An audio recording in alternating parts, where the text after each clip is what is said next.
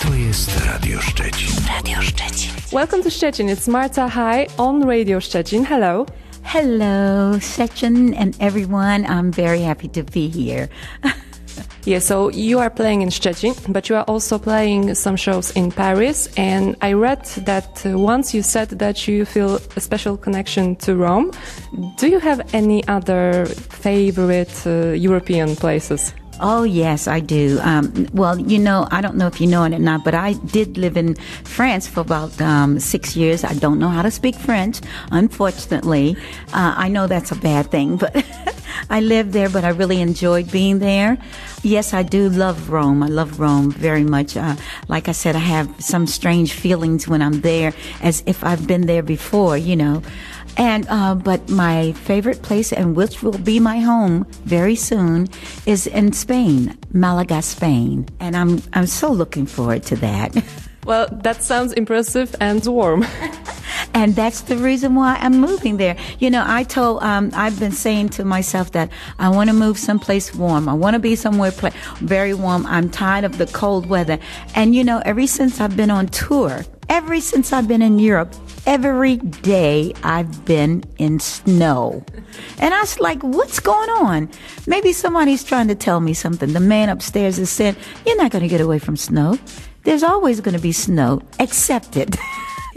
Okay, so the snow that we are having this weekend in Szczecin, this is your doing. Yeah, I must have said, okay, she's coming to Szczecin, so she's going to deal with the snow. It's going to be there when she gets there. Let's go to your music, because I was listening to your record, Tribute to My Soul Sisters, many times. You know, there's a lot of woman's power going on there. And could you tell us more about working on that album? Yes, and thank you for that. I'm very proud of the Tribute to My Soul Sisters, because some of the ladies the songs that I've done in the album were very dear friends of mine, and still is. For instance, the Jewels, we still stay in contact with each other.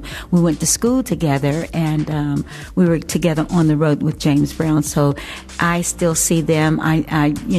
We're like sisters.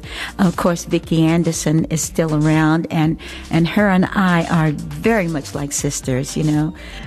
Marva Whitney, I worked with her quite a bit when she left James Brown. Her and I have performed quite a bit together on stage. And then there was Lyn Collins. Lyn Collins was really, truly like a blood sister to me. Her and I got very, very tight when she was with the James Brown show. And I was an admirer of Anna King. These are women that sang with Mr. Brown from the 60s on up to the year 2000. And I am very, very proud to be able to redo their songs, because I think that they had a lot to say in the 60s and the 70s, and they were strong women.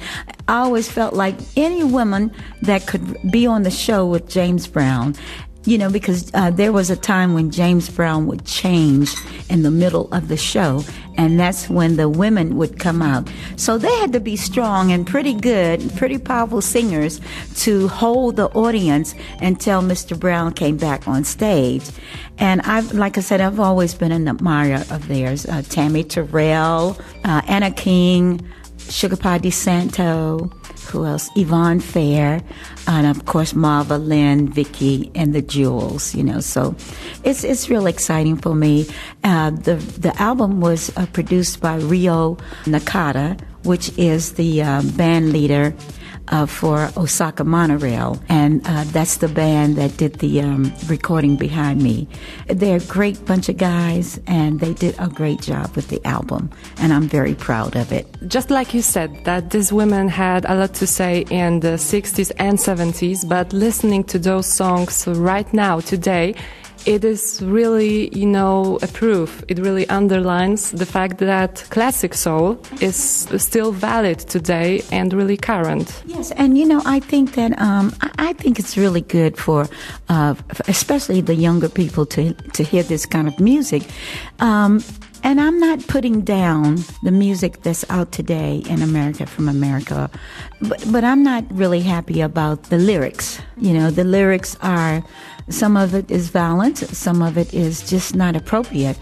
Something I'm glad that my mother's not around, because I don't want her to hear, the vile language, the language that they use. And really it's not anything to really hold on to. And it shows that the songs in the 60s and 70s, they still have a meaning. They still have a drawing of what's being said in these songs. And again, like you said, it shows the power of the women and how they could sing with strong words and strong meanings from their lyrics, So I'm proud to bring it back. Well, you said already that you miss the lyrics from the classic soul records, but comparing the music that we have now to the music from the 60s or 70s, are there any other things that you miss?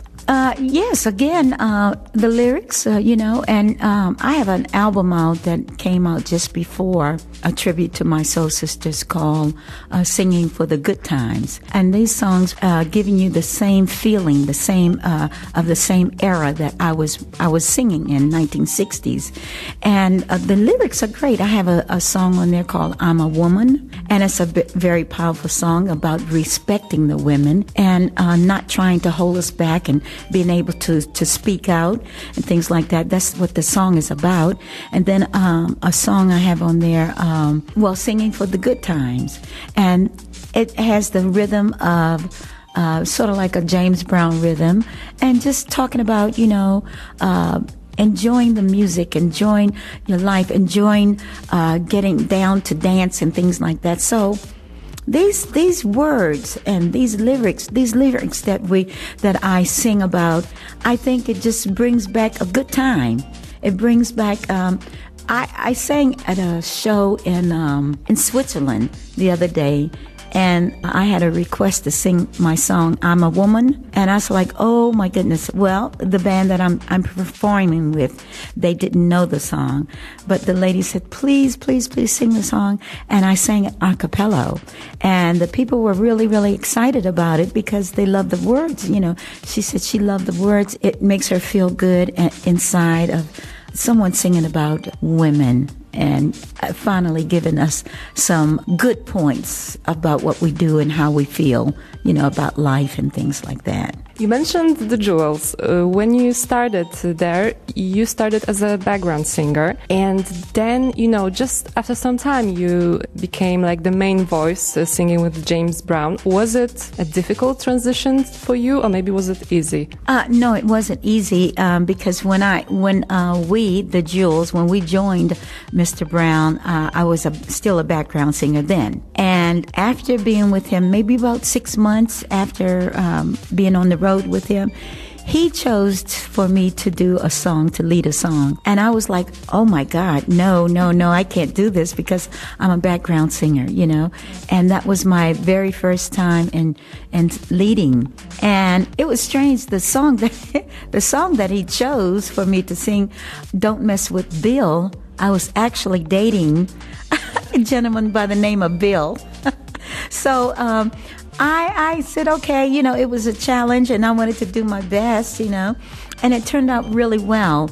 And from that point on, I began to do some leading.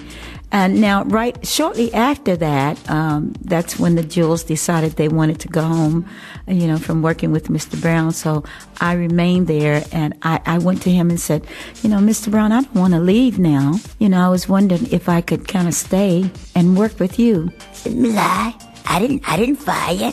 You can stay right here, work with me as long as you want to, and be my background singer. So that was a big thing for me to stay with him and work with him, So that's what I did. And then through the years, he started bringing other female singers and around me, and sort of like formed different groups. It was Martha High and the Lasers, Martha High and the Soul Twins, things like that. And so it was a pleasure, and I began to feel much more relaxed in becoming a lead singer. I still was a little nervous, but having other singers with me, because I feel like I'm a harmony connoisseur.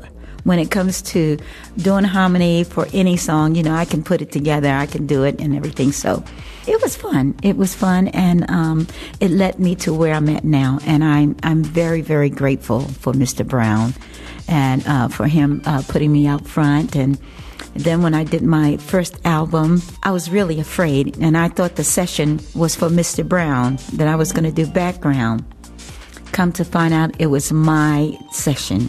I was so scared, and I refused to do it. And I said, "Oh, no, I can't do this. I can't. I'm not prepared. I'm not ready." And so he told me, "You do it now, or you never do it. This is your time now. You do it right now, or forget it." So I was like, "Oh my gosh." So I got myself together, and I did the album. And again, I'm very thankful for him. Yeah, but you also started talking about people who joined you on stage. And looking back on your amazing career, there were many moments and concerts that I would personally love to watch. But there was this one moment when you were on stage with three legends, with James Brown, Prince, and Michael Jackson. Could you tell us more about this night? Yes!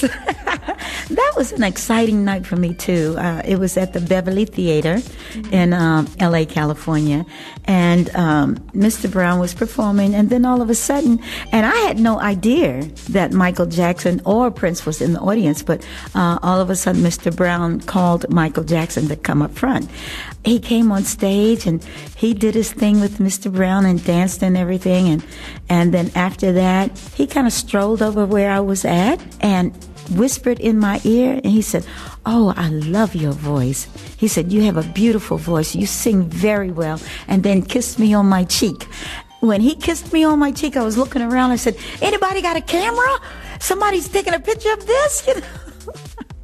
I was so excited. I was like one of his fans, and it was just one of the most exciting times of my life, you know.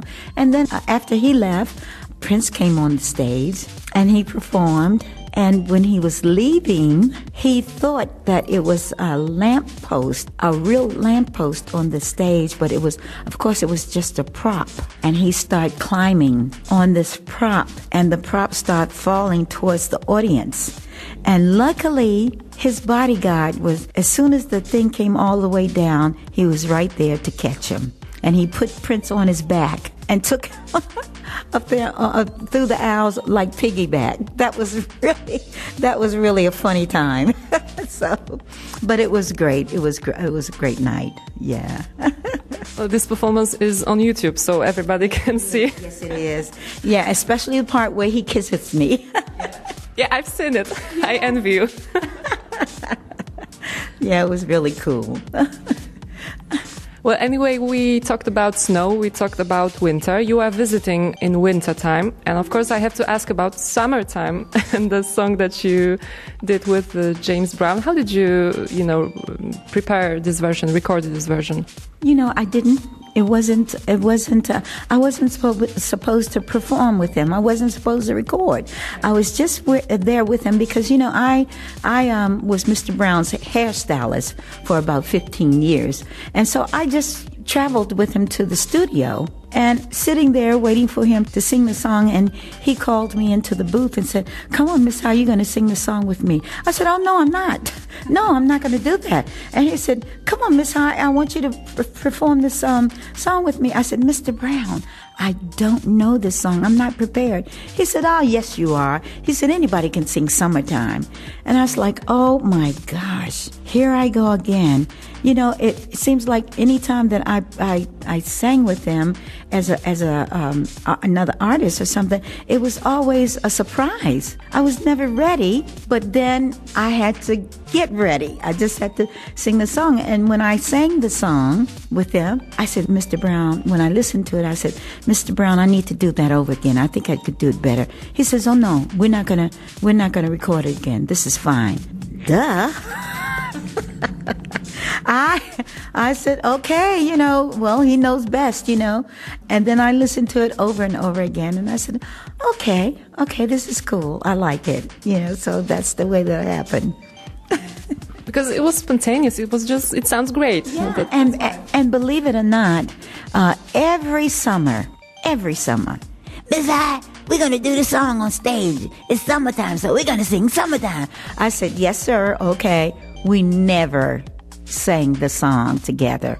Never on stage. Never. And I was so disappointed because I said, oh yeah, this summer we're really going to sing it. We never did. But it was good though. So it's great you recorded it. Oh yeah, absolutely. Absolutely. Yes. I was also talking with Fred Wesley, and he mentioned that one of the things that really made James Brown's band so great was discipline. But he also talked about, working in the studio for long hours, like whole day, then whole night afterwards. Do you have a similar experience? Oh, yeah. Well, sometimes, like it was a spare of the moment, after the show, he seems like he would get these ideas and he'd have his manager or somebody to call a studio wherever we are, because he loved recording in, Cincinnati and Washington, D.C., Atlanta.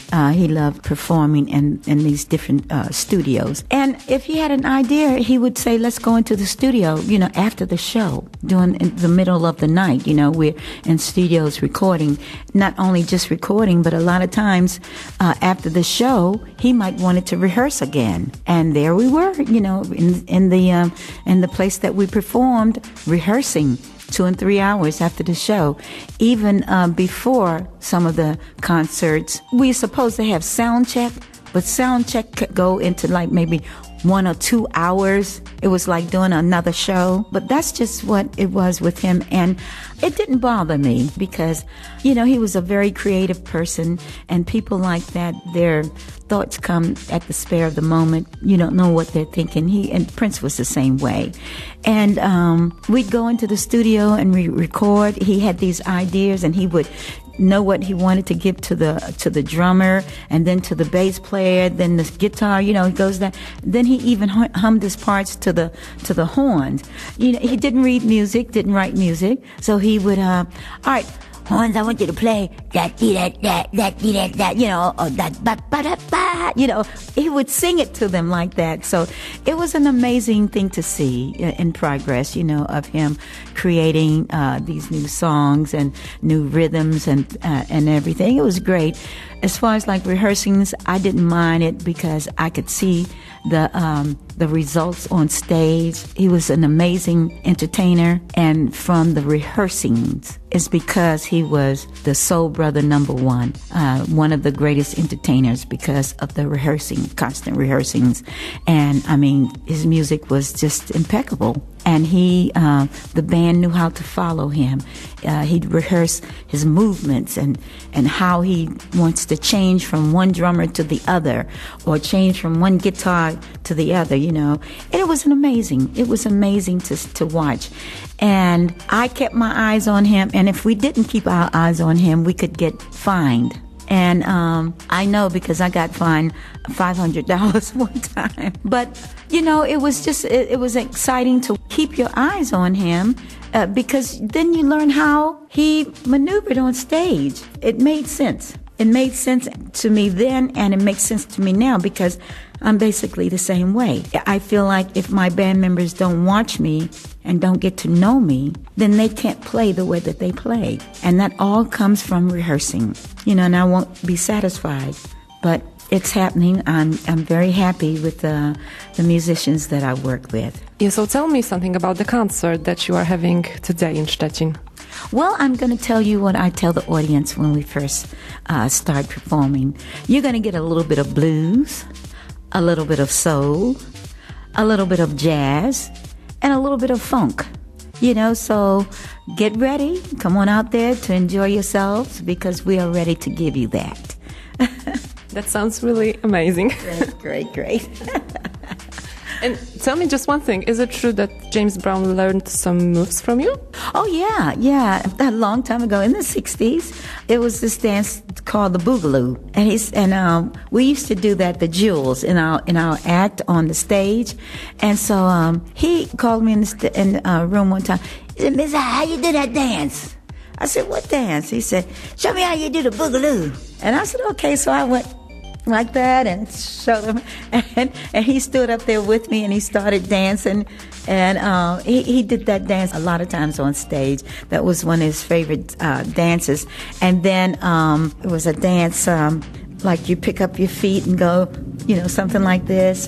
He learned that one. And then a lot of times on stage when I was with him after the 60s and everything, him and I would dance together on the stage a lot. Yeah. So it was fun. Oh my God, I just love listening to you talking about him, and your impersonation is so fabulous, really. Thank you. But anyway, this January marked your 18th anniversary of singing on your own. Well, I left Mr. Brown in the year of 2000. And in 1996, I went out on the road with Bobby Bird. Bobby Bird had a show. And I started singing solo then. But you know what? I still didn't really feel like I was a soloist, not until the year of 2000. And I actually came to France and I did my debut at a club called K-Do Blues. And that was an exciting time for me to go on stage as Martha High, doing my own thing.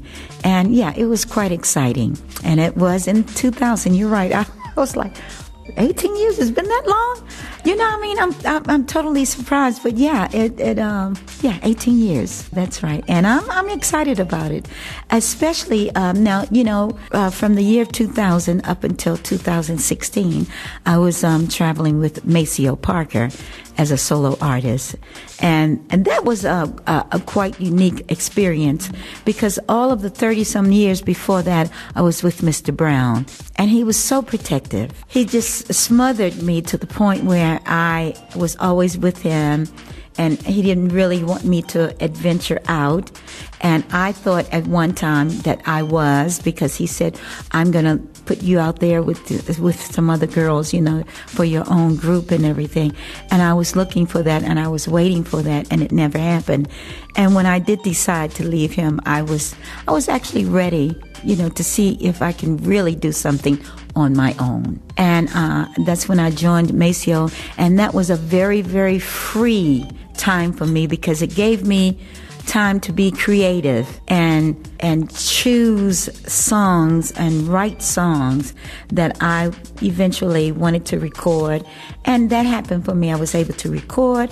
I felt free enough to get my mind working and, write my own songs and everything. So it was a blessing for me to finally step out, to leave Mr. Brown and be my own boss. In a sense, yeah. Since then, you worked on some records. You also wrote a book. So what do you plan to do next, or what are you focused on right now? Well, right now I'm focusing on another album, actually quite a few projects, and I'm very, very happy about it. I'm very, very thankful that I still have the chance to do this, to be able to do this. I am writing another book. It's quite different than my first one. He's a funny cat, Miss High. But it's going to consist of some of my paintings, poetry, my lyrics to some of my songs, and quite a few other things, just all compiled into one book. Also, I am doing quite a bit of painting. I have a couple of art shows coming up at some of the black museums in the States. And again, a new album. I'm starting on a new album in April. So I'm pretty excited about, I just don't want to take too many things at one time, but I have a lot of irons in the fire. This new album, do you have, exact plans for it, or? Well, it's going to be all originals again. I am going to be recording with the same band that I recorded singing for the Good Times. That's an Italian band, the Italian Royal Family Band. So we're getting together and we're going to come up with some more beautiful originals as the ones on the album. Yeah, so I'm really looking forward to it. You might have already answered my next question because you told us about the paintings. And I wanted to ask, what is your biggest passion outside of music? Exactly. That's exactly what I love to draw. I love to paint, sketching, sculpturing. I did a sculpture many years ago. I have no idea where it's at because I moved from my parents' house and they wanted to keep it. And now where it's at now, I have no idea. But I did do that. And I have 2 paintings in 2 churches in the States, one in Virginia and one in South Carolina. And I also did a painting for a judge, lived in South Carolina. So, I love that. That's my hobby, and that's my second love. Okay, so music and painting, that's it. Yes, absolutely. Like George Clinton and a few other people. Yeah. All right, I would like to wish you a lot of passion in music and in painting, and also maybe a lot of sun and no snow. We are so happy that you will be living in Europe, and we are happy that you are on Radio Szczecin. Thank you so much. I am very happy to be on the radio here in Szczecin. Thank you so very much. I really enjoyed it. Thank you. And I hope that everyone come out tonight to see the show. I told you what we got going, so come on and get funked up. That was Marta High on Radio Szczecin. Thank you. Thank you. Thank you very much. Radio Szczecin.